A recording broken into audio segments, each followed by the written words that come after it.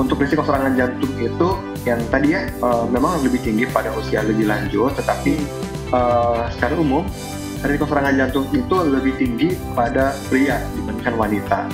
Ini berdasarkan hasil penelitian bertahun-tahun menunjukkan angka kejadian serangan jantung itu lebih banyak pada pria dibandingkan pada wanita. Bertahun-tahun lalu itu saya diajarkan bahwa penyakit jantung itu adalah cenderung pada usia di atas 40 tahun. Tetapi seiring dengan berkembangnya ilmu kedokteran itu kita selalu update, kita selalu perbaharui. Update terbaru adalah bahwa serangan jantung itu bisa terjadi pada usia di bawah 40 tahun sekalipun. Dan kasusnya sudah banyak ya, nggak sedikit lagi.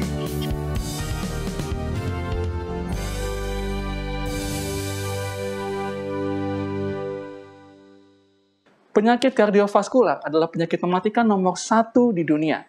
Dan tahukah Anda kalau kita pecahkan lagi dalam penyakit kardiovaskular ini, ada salah satu yang mendominasi dan dapat mematikan kita dalam sekejap. Itu adalah serangan jantung. Yang jadi pertanyaannya adalah, bagaimana kita menangani penyakit serangan jantung ini? Atau jangan-jangan penyakit serangan jantung ini bisa kita cegah? Untuk tahu jawabannya, tetap di Total Health.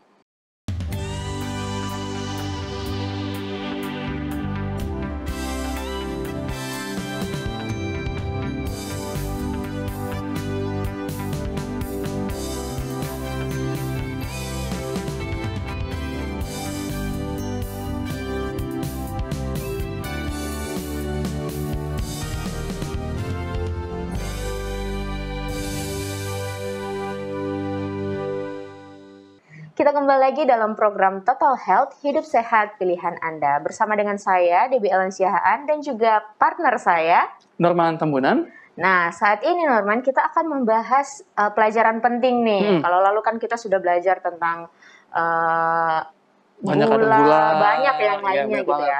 Materi kali ini kita penting juga, yaitu membahas tentang jantung. Tentang jantung? Ya, kenapa tuh jantung, Dan? Ya, itu adalah organ penting juga dalam tubuh kita ya. Dan itu ternyata kalau dilihat penyakit mematikan. Kan kita sering dengar juga ada orang serangan jantung gitu kan. Tiba-tiba jatuh. Karena serangan jantung gitu. Nah, kita akan pelajari pada hari ini bagaimana kita mengatasi serangan jantung. Atau kita harus mengenal lagi ini tentang jantung. Dan yang akan dibahas oleh Dr. Daryl Glenn Taliwongso. Shalom, dokter. Halo, dokter. Halo. Bagaimana kabarnya, dokter? Sehat? Oh ya, halo. Puji Tuhan, kabarnya luar biasa. Bukan dokter nih, berseri-berseri. Jadi kita juga senang melihatnya kan. Oke. Nah, dokter, kita ini kayak mau langsung aja nih. Dokter boleh perkenalkan tentang materi yang akan kita bahas hari ini tentang serangan jantung ya, dok. Karena kalau kita tahu kan, di masa pandemi ini orang kan pastinya harus menjaga pola hidup sehat gitu kan. Nah, yang jadi pertanyaan, apakah di masa pandemi ini serangan jantung itu masih ada, dok? Oke, ini pertanyaannya bagus ya. Jadi selama pandemi itu serangan jantung itu ada atau enggak? Jawabannya itu tetap ada ya. Mungkin kalau selama masa pandemi kita lebih banyak fokus kepada penyakit-penyakit yang menular ya, khususnya COVID. Kita banyak fokus perhatian kita kepada COVID-19, tetapi kita nggak bisa lupa di luar COVID-19 itu ada banyak penyakit lain yang tetap ada, dan salah satunya yang paling mematikan itu adalah serangan jantung. Dan itu angkanya tetap tinggi ya. Sebelum pandemi sudah tinggi, selama pandemi juga tetap tinggi. Oke, jadi dokter mungkin boleh jelaskan lagi nggak, dok, untuk kita semua yang kaum awam ini, sebenarnya serangan jantung itu apa sih, dok? Oke. Jadi serangan jantung ini adalah bahasa awam ya. Untuk bahasa medisnya itu kita kenal sebagai ACS atau Acute Coronary Syndrome.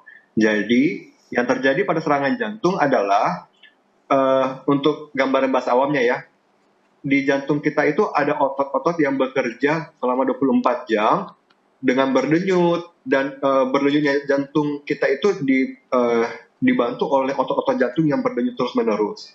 Nah, otot-otot jantung itu diberi makan berupa oksigen dan darah yang diantarkan melalui pembuluh darah jantung, atau kita sebutnya sebagai arteri koroner. Nah, jika terjadi gangguan pada suplai darah, suplai oksigen tersebut, itu berarti nanti otot jantungnya nggak makan kan ya, karena makanannya nggak diantar ke ototnya. Misalkan karena ada sumbatan atau ada yang lainnya. Jadi karena ototnya nggak ada makanannya lagi, ototnya mati dong karena nggak ada makanannya. Kalau ototnya mati, berarti jantungnya gimana mompanya? Kalau nggak ada ototnya yang bantuin buat mompa, pada akhirnya akan berhenti denyutnya. Dengan berhentinya denyut jantung, berarti aliran darah ke seluruh tubuh juga akan berhenti. Dan pada akhirnya itu fatal ya, kalau sampai berhenti darah itu, berarti seluruh organ tubuh yang lain juga nggak dapat makanan juga. Akhirnya jadi kematian, terjadi kematian otot jantung meluas menjadi kematian secara umum. Dok, sorry, tapi aku mau tanya dok, kan ketika jantungnya kita tadi nggak bisa makan gitu kan, karena tidak ada suplai karena tersumbat atau mungkin ada masalah lain semacamnya. Nah, bukankah dia ketika dia nggak dapat makan, bukankah dia masih punya sedikit tenaga? Jadi maksud aku ketika dia kena serangan jantung gitu kan, apakah dia masih bisa diselamatkan gitu dok? Karena ada kemungkinan ada sisa-sisa tenaga gitu atau bagaimana? Nah, oke, ini bagus sekali ya. Jadi otot jantung kita itu ketika suplai makanannya berhenti atau oksigennya itu tidak masuk lagi ke dalam jaringan jantung, itu memang tidak akan langsung mati jaringannya ya. Jadi itu suatu proses yang berjalan, tetapi tidak juga berjalan dalam waktu lama, karena ketika otot jantung kita itu aktif terus-menerus ya, jadi bekerja 24 jam. Berbeda dengan otot-otot yang lain yang bergerak itu atau berfungsi itu ketika kita gerakan. Otot jantung itu nggak ada istirahatnya, karena kalau istirahat berarti nggak pompa dong, bahaya ya. Iya, bahaya dok. Jadi ketika makanannya itu tidak masuk atau oksigen tidak didapatkan oleh otot jantung, itu akan memakan waktu beberapa lama sampai betul-betul terjadi kematian jaringan, atau kita sebut juga sebagai infark miokard atau MI. Ketika MI itu terjadi, itu akan berprogresif menjadi kematian otot jantung secara umum, akhirnya akan terjadi henti jantung. Tetapi memang tidak akan terjadi dalam hitungan detik, langsung akan berhenti jantungnya, tetapi waktunya itu tidak banyak ya, akan secara singkat itu akan berprogresif makin parah, meluas, dan akhirnya akan terjadi kematian jaringan, kematian otot jantung, akhirnya menjadi henti jantung. Dan itu sangat cepat. Dan itu mungkin, sorry dok, bisa nggak dokter perkirakan atau seberapa cepat gitu kenanya serangan jantung gitu dok? Oke, untuk serangan jantung sendiri itu berbeda-beda ya setiap orang, karena ada banyak faktornya. Salah satu faktor yang paling mempengaruhi itu adalah kondisi dari pembuluh darah sebelumnya. Jadi kalau misalkan kita tahu pembuluh darah jantung itu merupakan satu saluran, dan di saluran itu bisa terjadi banyak hal ya. Yang paling umum yang diketahui itu misalkan ada penyempitan pembuluh darah oleh karena plak arteriosklerosis. Jika penyumbatannya itu sudah sangat sempit, itu akan sangat cepat untuk terjadi serangan jantung. Kalau kita lihat untuk pada orang awam, itu ada yang ketika serangan jantung itu jadi ketika dia mengalami serangan jantung itu hanya hitungan menit, orangnya itu ada yang sampai langsung pingsan, kemudian langsung dalam hitungan tidak lama berujung kepada kematian.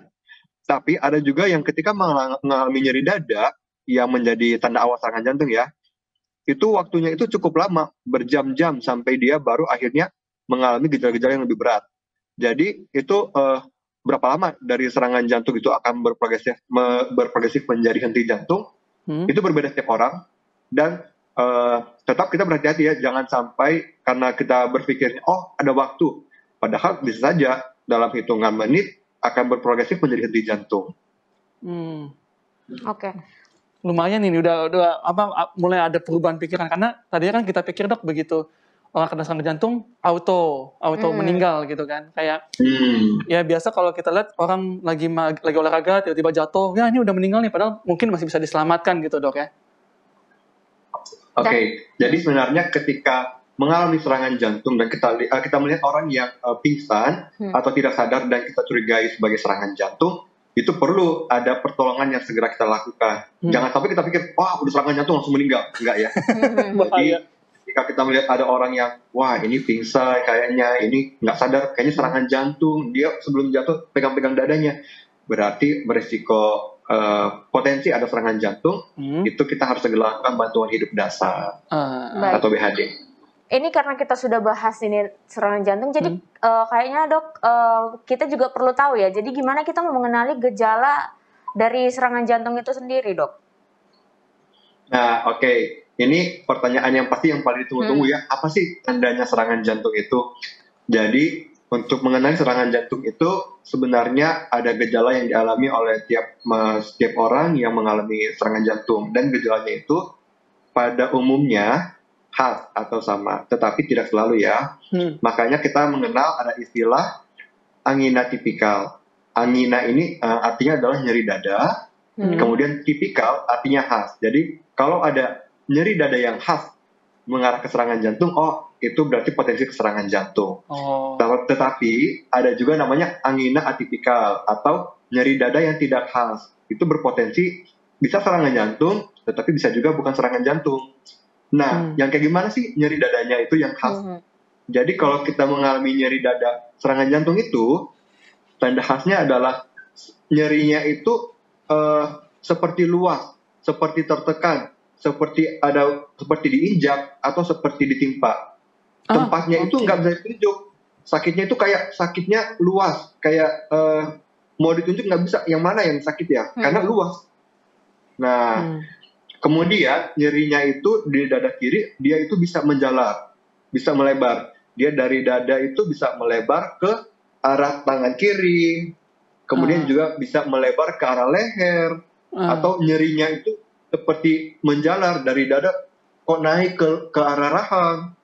Kemudian bisa juga nyerinya itu ke arah bahu atau ke tengah bahu, bisa juga ke arah bawah, ke arah ulu hati. Nah, jadi kalau ada gejala-gejala nyeri seperti itu adalah nyeri khas serangan jantung. Berapa lama nyerinya? Nyerinya itu bisa hanya hitungan menit, hanya sebentar saja. Bisa juga sampai lebih dari 20 menit atau kita bilang sebagai nyeri persisten. Kalau nyerinya sudah lebih dari 20 menit, itu khas ke arah serangan jantung. Biasanya kalau misalkan serangan jantung, gejalanya bukan hanya nyeri dada aja ya. Jadi ada teman-temannya juga. Teman-temannya itu biasanya ada keringat dingin. Jadi dadanya nyeri, kemudian kok seperti berkeringat dingin. Bisa juga mual muntah. Jadi tiba-tiba merasa mual muntah, dadanya juga nyeri, atau bisa juga ditemani dengan nyeri perut. Tiba-tiba kok perutnya jadi sakit, karena tadi ya penjalaran dari nyeri dada itu menjalar ke bawah ke arah perut itu bisa. Atau bisa juga ditemani dengan sesak nafas. Jadi ada nyeri dadanya, kemudian ada sesaknya juga. Atau bisa yang khas ya, yang sering itu sudah ada nyeri dada dan nggak berapa lama pingsan. Itu tanda-tanda dari nyeri dada khas serangan jantung. Nah, tapi tadi ada juga ya yang nggak khasnya juga. Yang nggak khasnya itu misalkan nyerinya itu seperti nyeri serangan jantung, tetapi tidak semua gejalanya itu ada. Jadi kadang-kadang yang ada itu misalkan seperti ada gangguan pencernaan, kemudian ada sesak napas yang tidak bisa dijelaskan, lagi aktivitas kok tiba-tiba kayak engap gitu ya, kayak sesak, nggak bisa dijelaskan, atau tiba-tiba seperti merasa lemah, lagi aktivitas kok tiba-tiba kayak capek banget, tiba-tiba kayak lelah tapi nggak bisa dijelaskan kok tiba-tiba lelah. Nah, tanda-tanda yang tidak khas ini itu sering ditemukan pada orang dengan serangan jantung antara usia 25-40 tahun dan juga usia lanjut di atas 75 tahun. Itu sering gejalanya seperti itu. Atau pada pasien-pasien wanita.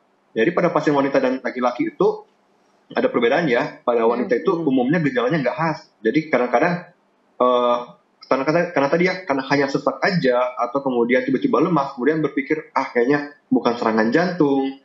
Atau pada yang dengan ada gangguan penyakit ginjal kronik atau juga dengan diabetes kronik atau juga dengan gangguan demensia, itu biasanya jika mengalami serangan jantung gejalanya tidak khas. Seperti itu. Okay. Aku jadi ada pertanyaan nih, Dok. Kan tadi dokter ada sebut ya soal kalau ada salah satu dia punya karena nyeri dia bisa pingsan gitu, Dok ya. Nah, pertanyaan aku kan ketika dia rasa nyeri lalu dia pingsan, apakah itu jauh lebih berbahaya daripada ketika dia nyeri lalu dia sadar bahwa dia nyeri gitu? Oke, jadi Semuanya berbahaya ya. Kalau Iya, kita bilang pasti berbahaya semua, Dok. itu nggak ada yang nggak berbahaya. Tapi apakah lebih berbahaya? Iya, lebih berbahaya. Kenapa? Karena kalau misalkan mengalami serangan jantung dan tidak mengalami pingsan ya, jadi ketika dia mengalami nyeri dada, tetapi tidak pingsan, orang tersebut masih, saya sadar, aduh, dada saya sakit, jangan-jangan serangan jantung. Dia bisa cepat-cepat telepon bantuan medis. Bahayanya, kalau dia serangan jantung, kemudian dia masih nyeri dada, kemudian dia belum sempat minta tolong, dan dia sendirian, kemudian dia pingsan, siapa yang mau menolong? Nah, berbahaya ya. Iya. Oke. Nah dok, sebenarnya jadi banyak pertanyaan-pertanyaan yang semakin penasaran ya dok. Salah satunya kayak saya ya. Tadi kan dokter sempat singgung. Nah saya sebenarnya mau tanya tadi usia biasanya kena serangan jantung itu kan yang kita tahu orang tua kan. Orang tua, betul. Tapi tadi dokter sempat singgung 25 tahun ke atas gitu. Nah jadi saya kembali lagi nanya dok, apakah mungkin usia yang di bawah 25 ke bawah mungkin nggak terkena serangan jantung dok? Oke, ini pertanyaan sangat bagus ya. Kalau misalkan pada pemikiran awam, serangan jantung itu penyakit orang-orang dewasa, penyakit orang tua. Iya. Nah, itu adalah itu tidak salah karena waktu saya masih sekolah dulu bertahun-tahun lalu itu saya diajarkan bahwa penyakit jantung itu adalah cenderung pada usia di atas 40 tahun. Tetapi seiring dengan berkembangnya ilmu kedokteran itu kita selalu update, kita selalu perbaharui. Update terbaru adalah bahwa serangan jantung itu bisa terjadi pada usia di bawah 40 tahun sekalipun. Dan kasusnya sudah banyak ya, nggak sedikit lagi. Itu kalau misalkan mungkin kita pernah dengar, itu ada beberapa orang, bahkan artis ya, tapi saya nggak sebutkan namanya di sini, itu ia mengalami serangan jantung. Dan kita bilang usianya masih relatif muda ya. Nah, kenapa bisa seperti itu? Ini kita lihat kalau misalkan dari secara umum kita ada pergeseran pola hidup ya dari manusia, dari kita itu mungkin zaman dahulu cenderung aktivitas fisik tinggi, banyak aktivitas seperti berjalan kaki atau berolahraga. Kemudian selama beberapa tahun terakhir perubahan pola hidup itu aktivitas fisiknya semakin kurang. Kemudian makanan juga berubah ya. Kita lihat makin kesini makanan tidak sehat itu seperti semakin populer. Jadi perubahan-perubahan seperti ini sepertinya berkontribusi dalam mempercepat usia terjadinya serangan jantung.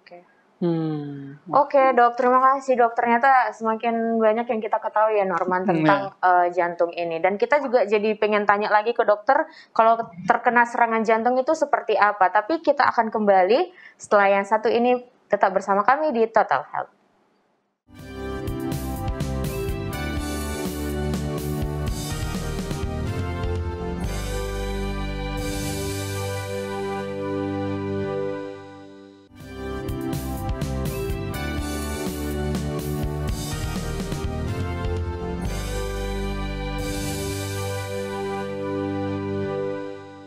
Kembali lagi di Total Health, hidup sehat, pilihan Anda. Dan masih bersama kami dengan Dr. Daryl di sini.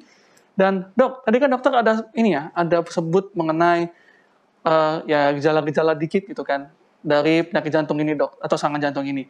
Nah, bisa nggak dok didetailin gitu dok? Kayak saya tahu dari mana ya saya kena serangan jantung selain gejala-gejala tadi gitu. Oke, ini pertanyaan yang sering ditanyakan juga ya. Kadang-kadang, aduh dok, ini serangan jantung bukan sih kalau yang kayak gini. Nah, jadi untuk mengetahui apakah ini sebuah kejadian serangan jantung atau bukan, seorang dokter itu akan melakukan pemeriksaan dengan komprehensif. Jadi, itu setiap dokter akan mulai dengan anamnesis, atau kita wawancara ya kepada orang atau kepada keluarganya atau kepada yang mengantar mengenai kejadiannya seperti apa, kemudian riwayatnya seperti apa. Karena nanti kita akan simpulkan dari situ. Apakah secara kejadiannya itu mengarah ke serangan jantung atau bukan. Kemudian dari riwayatnya, apakah ada risiko serangan jantung atau tidak. Nah, tetapi hanya dengan cerita seperti itu saja tentu nggak cukup ya. Nah, maka itulah kenapa ketika terjadi serangan jantung, setiap pasien atau korban itu akan segera kita sarankan untuk segera datang ke klinik atau ke rumah sakit untuk segera mendapatkan pertolongan. Karena kita akan pastikan dengan cara melakukan pemeriksaan-pemeriksaan. Nah, pemeriksaan-pemeriksaan apa sih yang dilakukan emangnya? pemeriksaannya itu ada beberapa ya yang dilakukan. Tapi yang paling umum dan paling wajib dilakukan sebenarnya itu adalah rekam jantung atau EKG. Kenapa? Karena dari EKG seorang dokter bisa membedakan apakah ini serangan jantung atau bukan. Kemudian jika serangan jantungnya yang tipe apa? Karena serangan jantung itu ada beberapa tipenya ya. Oke. Jadi sebagai gambaran aja ya, serangan jantung itu ada beberapa tipenya. Jadi ada STEMI atau ST elevation myocard infarct, ada non-STEMI and STEMI, non-ST elevation myocard infarct, ada juga unstable angina pectoris. Itu semua mengarah ke arah serangan jantung, dan untuk membedakannya itu kita rekam jantung. Nah, dan itu wajib ya hukumnya kalau ke rumah sakit atau ke klinik 10 menit pertama itu untuk setiap pasien dengan kecurigaan serangan jantung, dokter dan tim medis itu wajib periksa rekaman jantung di rumah sakit atau di klinik, itu wajib dalam 10 menit pertama. Kemudian kalau misalkan nanti dalam perawatan, dalam observasi gejalanya muncul kembali, misalkan tadi nyerinya ada, kemudian nyeri sempat hilang atau nyerinya muncul lagi, itu diperiksakan lagi rekaman jantungnya. Nah, kemudian selain kita rekam jantung, seorang dokter atau tim medis itu di rumah sakit akan melakukan pemeriksaan yang lain. Itu diantaranya kita periksa marker atau periksa penanda serangan jantung di tubuh. Itu dengan cara kita ambil darahnya, kemudian kita periksakan ada namanya marker CKMB, marker troponin E, troponin T, dan yang lain. Itu semuanya diperiksakan di lab dan kita lihat apakah ada peningkatan atau ada indikasi dari serangan jantung. Selain dari itu, tim dokter dan tim medis itu biasanya akan periksakan yang lainnya ya, seperti cek darah lengkap, cek profil kolesterolnya untuk melihat ya apakah ada riwayat, apakah ada indikasi kolesterol tinggi yang merupakan salah satu risiko dari serangan jantung. Kemudian juga dokter juga akan memeriksa profil pembekuan darahnya atau koagulasi darahnya. Kemudian juga akan diperiksa fungsi ginjalnya dan pemeriksaan darah umum. Itu semua kita periksa untuk kita lihat sejauh mana sih risiko serangan jantungnya. Kemudian juga kita lihat apakah ada selain serangan jantung mungkin ada penyerta yang lain ya yang memperparah atau memperburuk serangan jantung, itu bisa ada. Selain itu, jika memungkinkan biasanya tim dokter juga akan melakukan foto dada ya atau radiologi atau X-ray, foto toraks. Nanti kita lihat melalui foto tersebut apakah misalkan selain serangan jantung mungkin apakah ada masalah pembesaran jantung atau pembengkakan jantungnya, itu sering terjadi. Kemudian bisa kita lihat juga apakah ada masalah pada paru-parunya juga atau tidak, karena kalau misalkan terdapat masalah-masalah tersebut itu biasanya akan memperparah serangan jantungnya. Nah, semuanya itu dikumpulkan oleh dokter, digabungkan dengan cerita dari pasien, cerita dari keluarganya, dengan cerita dari teman-temannya, dan disimpulkan kira-kira ini cocok atau tidak untuk mengarah ke kecurigaan serangan jantung atau tidak. Seperti itu. Oke, terima kasih dok. Ini sebenarnya jadi banyak pertanyaan juga ya, karena serangan jantung ini sering terjadi dok di sekeliling kita gitu kan, serangan jantung. Jadi saya kembali bertanya lagi nih dok. Kan kalau tadi dokter sudah bilang harus bagaimana kalau terkena serangan jantung pergi ke rumah sakit atau klinik terdekat gitu kan. Nah saya jadi kembali nanya dok, ini gimana ya kalau misalnya case yang sering saya dengar ya, jatuh di kamar mandi nih. Oh iya, betul. Nah, jatuh di kamar mandi, padahal tadinya sehat-sehat, ternyata pas dicek udah meninggal dan terkena serangan jantung. Nah, kita yang orang-orang awam ini harus bagaimana nih dok? Kan kalau misalnya kita ke klinik terdekat maksudnya membutuhkan waktu juga kan ya. Maksudnya ada nggak penanganan dasar gitu bagi kita ini kaum awam dok? Oke, baik. Jadi sebenarnya langkah yang terbaik itu adalah segera ke rumah sakit. Itu yang terbaik.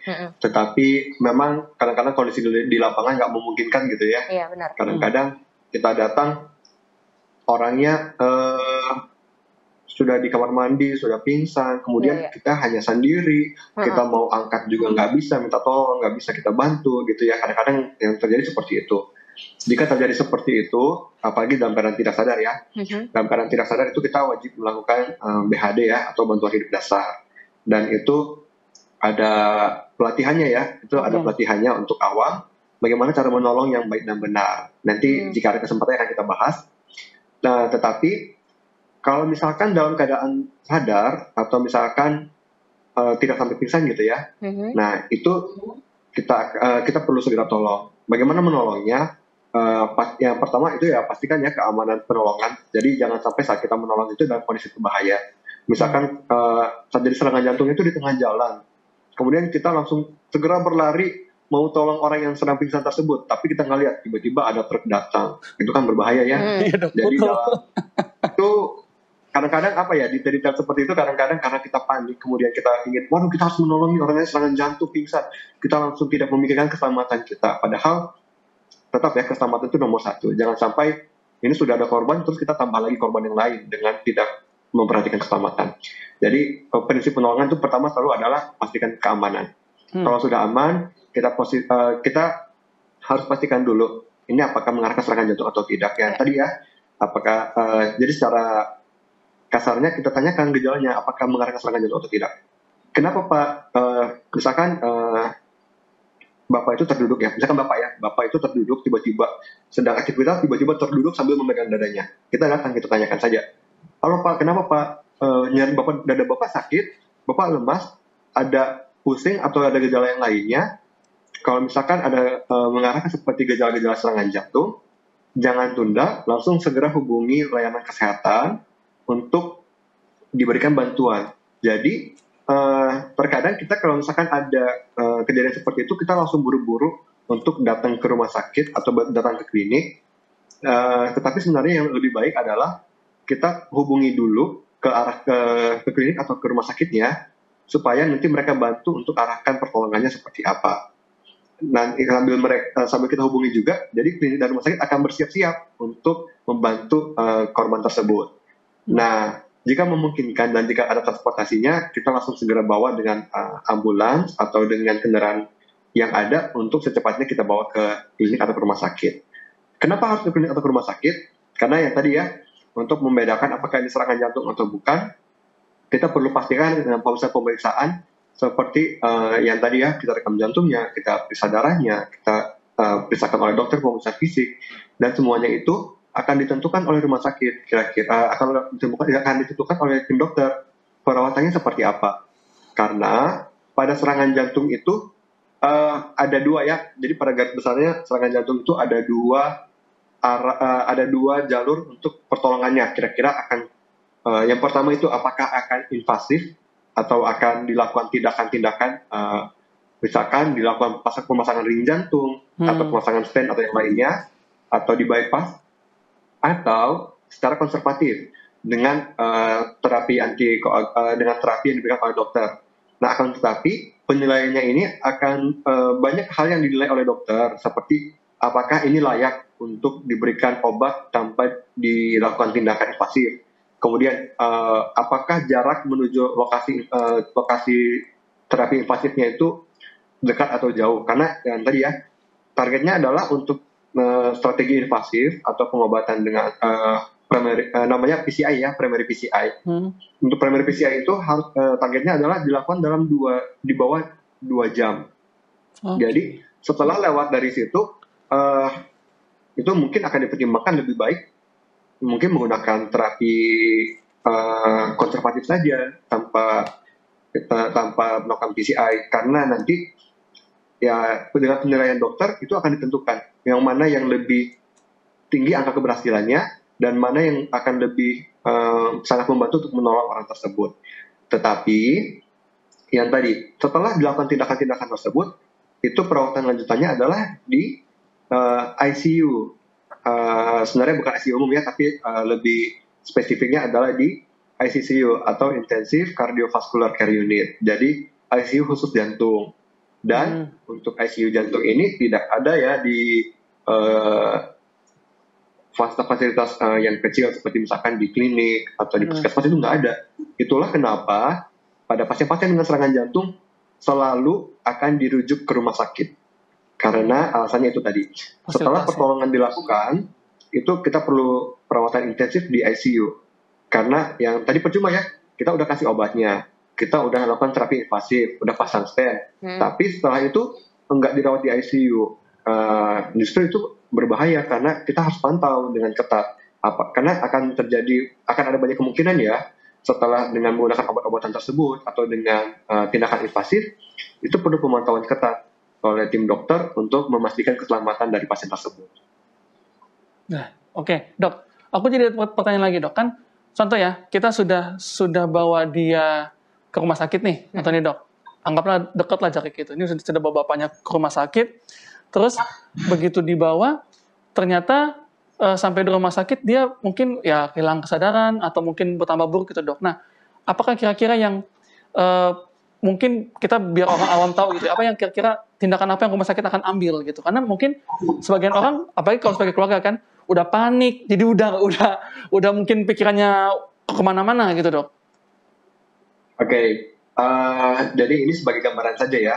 Itu ketika seorang dokter menemukan atau menerima pasien dengan serangan jantung, itu yang tadi kita akan pastikan dulu apakah ini serangan jantung atau bukan, kemudian kita lakukan pemeriksaannya.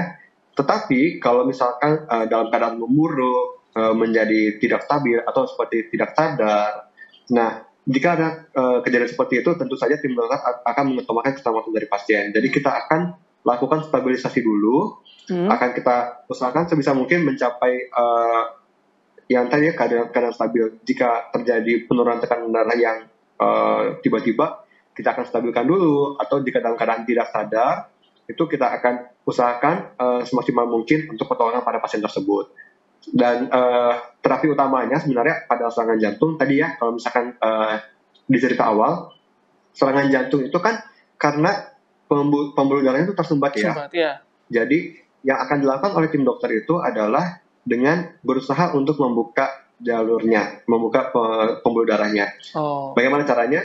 Tadi ya, untuk strategi cara invasifnya itu dokter dengan PCI atau dengan pemasangan stent itu, jadi bisa pemasangan stent itu kita dengan teknologi ya, yang dengan teknologi kedokteran yang berkembang itu kita akan masukkan alat untuk membuka. Jadi misalkan pembuluh darahnya tersumbat, nanti kita akan masukkan alat melalui pembuluh darah sampai di lokasi tersebut, alat tersebut akan membuka pembuluh darahnya sehingga pembuluh darahnya terbuka lagi. Atau jika ada sumbatan, nanti sumbatan itu yang akan ditarik. Itu dengan perkembangan teknologi kedokterannya itu bisa dilakukan, tapi itu invasif dan tidak di semua rumah sakit memiliki fasilitas tersebut. Nah, strategi konservatifnya itu adalah dengan obat-obatan yang disediakan oleh tim dokter.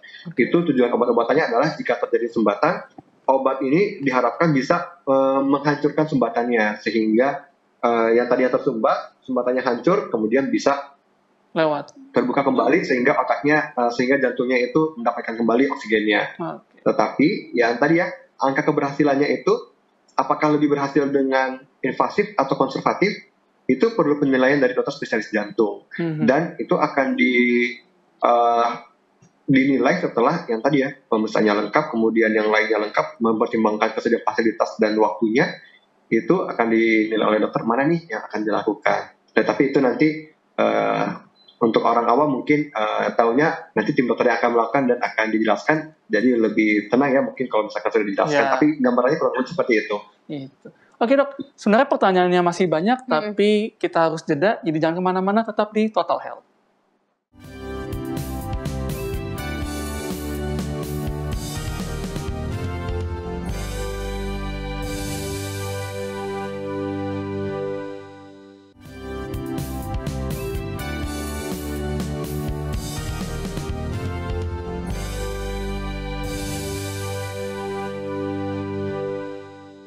Kita kembali lagi dalam program Total Health, hidup sehat pilihan Anda. Nah, tadi kita sudah membahas banyak tentang serangan jantung dan kita harus bagaimana. Nah, sekarang kita kembali lagi kepada Dokter Daryl. Kita akan kembali bertanya nih kepada dokter. Tadi dokter kan sempat singgung apa yang harus kita lakukan ketika kita pertama kali kena serangan jantung kan. Tadi sudah dibilang kita harus segera pergi ke klinik gitu kan. Nah, sekarang kembali lagi nih pertanyaannya dokter, gimana kalau yang sudah pernah kena serangan jantung dan dinyatakan sudah sembuh, terus kena lagi nih, bagaimana cara kita untuk mengantisipasi terkena serangan jantung, dok? Oke, ini pertanyaannya bagus banget ya. Jadi bagaimana kalau misalkan udah serangan jantung, terus ke depannya bagaimana nih? Karena kan nggak mau kena lagi ya pasti ya. Yeah. Jadi sebenarnya setelah terjadi serangan jantung, pastinya tim dokter akan memberikan terapi dan rekomendasi untuk kedepannya harus bagaimana itu akan dijelaskan kepada pasien, pasti akan dijelaskan. Tetapi secara untuk gambaran aja ya, sebagai gambaran itu kalau misalkan seorang sudah mengalami serangan jantung itu akan mendapatkan pengobatan dalam jangka panjang. Paling singkat itu diberikan obat-obatan selama 12 bulan, atau selama 1 tahun. Bahkan ada ya yang obatnya itu diminumkan selama seumur hidup. Dan itu jangka panjang berarti ya. Nah, tapi itu tidak pada semua pasien, dan itu berdasarkan penilaian dokter spesialis jantung saja. Nah, dengan obat-obatan tersebut diharapkan akan mengurangi risiko serangan jantung dan memperbaiki kualitas hidup pasiennya. Tetapi yang paling utama sebenarnya adalah dengan menjalani perubahan pola hidup, perubahan gaya hidup. Dan itulah yang kalau kita lihat sekarang ya, ilmu kedokteran itu semakin berkembang, dan arah kedokteran kedepannya itu adalah lebih banyak kepada pola hidup. Jadi kalau misalkan kita lihat, mungkin kemarin membahas masalah diabetes ya, pasti disampaikan bahwa dalam terapi diabetes, dalam manajemen terapi diabetes atau penyakit gula, langkah pertamanya bukan minum obat, tetapi langkah pertamanya adalah dengan perubahan pola hidup. Sama juga dengan masalah hipertensi. Pada pasien dengan hipertensi, yang pertama dilakukan itu bukan langsung minum obat, tetapi dokter akan merekomendasikan perubahan pola hidup. Nah, ini sama juga ya. Ketika seorang mengalami serangan jantung, kedepannya harus apa? Kedepannya itu adalah dengan tadi ya, dengan terapi yang diberikan oleh dokter, dan juga yang lebih utama adalah dengan perubahan pola hidup. Jadi sebenarnya kalau ada pertanyaan ya, wah dok, gimana cara kita untuk menyerang atau melawan serangan jantung? Caranya adalah dengan untuk menyerang serangan jantung adalah dengan perubahan pola hidup. Nah, jadi sebenarnya pola hidup inilah yang menjaga kita untuk terhindar dari serangan jantung. Dan juga bagi yang sudah terkena serangan jantung atau terkena penyakit kardiovaskular, itu pencegahan yang lebih utama sebenarnya. Dan pencegahannya itu adalah dengan pola hidup yang baik dan benar. Nah, pola hidup yang baik dan benar ini seperti apa sih sebenarnya? Sebenarnya ada banyak versi ya, ada banyak dokter yang merekomendasikan harus A, harus B, harus C. Tetapi kalau mau saya ringkasannya itu adalah dengan pola hidup sehat, atau ininya adalah dengan singkatan hidup sehat ya. Ini sering digalakan atau sering disampaikan terutama oleh tim dokter dari Rumah Sakit AVM Bandung. Ini sangat concern, sangat peduli dengan kesehatan hidup kita, dengan pola hidup yang sehat, dan ini selalu disampaikan oleh mereka kepada pasien-pasien, kepada masyarakat umum untuk melakukan pola hidup sehat. Pola hidup sehat yang seperti apa? Itu dengan singkatan hidup sehat, itu yang pertama hanya adalah dengan hati yang gembira. Jadi hati yang gembira itu sangat penting ya dalam peranan pengaturan pola hidup. Kemudian yang kedua itu I. Itu I-nya adalah istirahat yang cukup. Saya lanjutkan dulu ya. Jadi untuk hidup sehat, hanya itu adalah hati yang gembira. I-nya itu adalah istirahat yang cukup. Kemudian D, diet yang seimbang. U-nya adalah udara yang bersih. Kemudian P itu adalah pengendalian diri.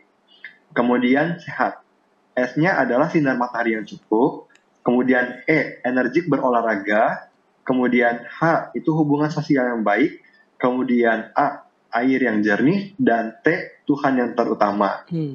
Nah, jadi sebenarnya dengan menjalankan hidup sehat, atau singkatan tadi ya, hidup sehat itu 10 poin tadi, itu akan sangat membantu dalam mencegah terjadinya serangan jantung berulang. Dan tidak hanya itu juga akan meningkatkan kualitas hidup kita dan mencegah dari banyak penyakit. Nah, seperti itu. Nah, dok, ini sebelum kita masuk ke Q&A dok, ya aku ada pertanyaan dok. Kan beberapa orang gitu kan, ada yang dia makan makanan yang cukup berkolesterol gitu kan. Terus kalau kita tegur, itu banyak kolesterolnya itu nggak apa-apa. Terus dia bilang, tenang nih, ada obatnya kok gitu. Jadi habis makan yang begitu aman ini mah dipercaya. Itu apakah benar dok atau gimana dok? Karena ini kan berhubungan dengan pola hidup sehat kan dok ya? Iya, betul sekali. Jadi dengan beriring dengan semakin majunya teknologi kedokteran, ilmu kedokteran itu menemukan beberapa obat yang diklaim bisa menurunkan kadar kolesterol darah. Nah, akan tetapi tentu saja ya pencegahan itu lebih baik daripada pengobatan. Kalau ada yang bilang saya lebih baik kalau misalkan seperti itu, saya makan kolesterol, makan enak, kemudian setelah makan saya minum obat penurun kadar kolesterol. Apakah baik seperti itu? Saran saya sebenarnya tidak ya. Jadi dengan cara seperti itu sebenarnya kita meningkatkan risikonya, karena ketika kita mengkonsumsi makanan dengan kadar kolesterol tinggi itu sudah pasti ya meningkatkan risiko penyakit kardiovaskular yang bisa berujung kepada serangan jantung, itu meningkat risikonya. Kemudian jika dengan demikian kita menggunakan obat-obatan yang menurunkan kadar kolesterol, pertanyaannya adalah apakah kadar kolesterolnya akan langsung segera turun? Satu. Kemudian kedua, apakah dengan menggunakan obat tersebut akan pasti menurunkan risiko serangan jantung juga? Karena belum tentu ya, dengan kadar kolesterol yang menurun, tapi jika memiliki riwayat kolesterol yang tinggi sebelumnya, itu bisa memunculkan adanya plak-plak di dalam pembuluh darah kita.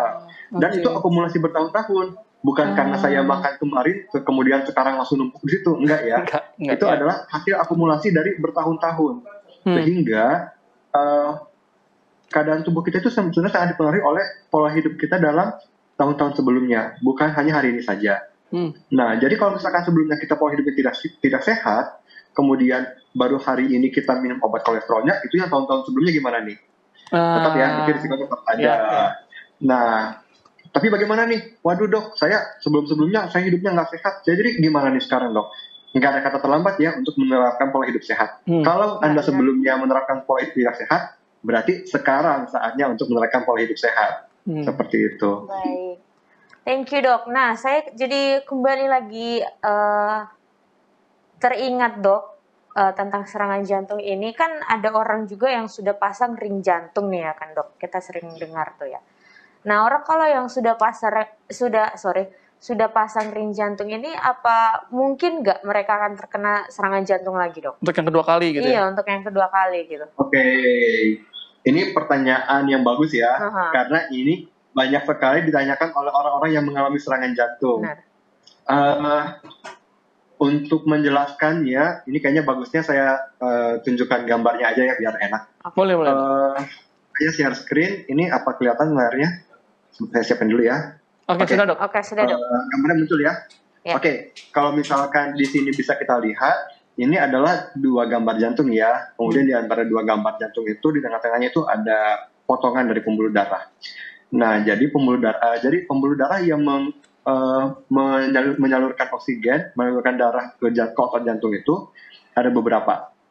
Tetapi kita sebut ini semuanya sebagai keluarga dari arteri koroner. Nah, arteri koroner ini ada beberapa cabangnya. Jadi ada yang kalau misalkan di gambar yang sebelah kanan itu kita lihat ya, itu ada arteri koroner yang di depan belok ke kanan terus ke bawah. Ada juga yang di lewat belakang kemudian ke bawah muter ke kiri. Nah, jadi ada banyak gitu. Ada pembuluh koroner itu ada namanya itu ada LAD, left anterior descending, ada LCA, left circumflex artery, kemudian juga ada RCA, right coronary artery. Nah, kalau misalkan sebelumnya kita mengalami serangan jantung itu enggak harus di semua pembuluh darah kena ya. Biasanya terkena di salah satu pembuluh darah aja. Misalkan pada saat serangan jantung itu terkena di pembuluh darah koroner yang LAD atau left anterior descending, kenanya di situ ya. Ada sumbatannya di LAD di left anterior descending, kemudian di bawah-bawahnya itu nggak dapat suplai darah. Kemudian dia dibawa ke rumah sakit dan oleh tim dokter akhirnya berhasil dilakukan pemasangan stent sehingga sumbatannya terbuka lagi. Tetapi di pembuluh darah yang lain, misalkan di RCA atau di right coronary artery atau di LCA left circumflex, itu kan masih ada dong ya peluang untuk terjadinya serangan, untuk terjadinya sumbatan itu ada kemungkinannya di sana. Karena saatnya mungkin serangan jantung pertama yang kena adalah di pembuluh darah yang satu, kemudian di pembuluh darah itu sudah dilakukan perbaikan dan sudah terbuka lagi. Saat pemeriksaan itu ternyata pembuluh darah yang lain dalam keadaan bagus, tetapi setelah itu pola hidupnya tidak dijaga, makannya enggak olahraga. Nah, ini masih ada pembuluh darah yang lain nih, masih bisa kena juga nih. Akhirnya kalau misalkan tidak dijaga, bisa terjadi dong penyumbatan di pembuluh darah yang lain. Akhirnya terjadi serangan jantung yang kedua, ketiga, keempat, itu bisa terjadi. Dan itu sangat berbahaya ya, untuk serangan jantung yang berulang itu risikonya sangat tinggi. Dan itu ya semoga nggak terjadi ya, semoga nggak terjadi sama kita. Jadi kita cegah dengan pola hidup yang sehat supaya nggak terjadi serangan jantung yang kedua, ketiga, dan seterusnya. Oke, kembali lagi berarti artinya mengubah pola hidup sehat. Ya. Gitu, Dok. Oke, Dok, kita masuk ke Q&A sedikit, Dok ya. Jadi ada beberapa pertanyaan yang masuk. Yang pertama, ini ada pertanyaan mengenai apakah orang muda atau yang lebih muda, anak remaja gitu, ada kemungkinan terkena serangan jantung, Dok? Oke, untuk ini pertanyaannya bagus ya. Tadi sudah sempat kita bahas sedikit. Jadi sebenarnya untuk serangan jantung itu apakah itu penyakit orang tua? Enggak ya. Kita tadi sudah pelajari sedikit bahwa untuk serangan jantung itu semakin kesini trennya itu berubah ya. Jadi pada usia di bawah 40 tahun juga mengalami serangan jantung itu semakin banyak. Tetapi mungkin yang bisa kita perhatikan adalah siapa sih yang lebih berisiko untuk mengalami serangan jantung. Jadi untuk risiko serangan jantung itu yang tadi ya memang lebih tinggi pada usia lebih lanjut, tetapi secara umum risiko serangan jantung itu lebih tinggi pada pria dibandingkan wanita. Ini berdasarkan hasil penelitian bertahun-tahun menunjukkan angka kejadian serangan jantung itu lebih banyak pada pria dibandingkan pada wanita.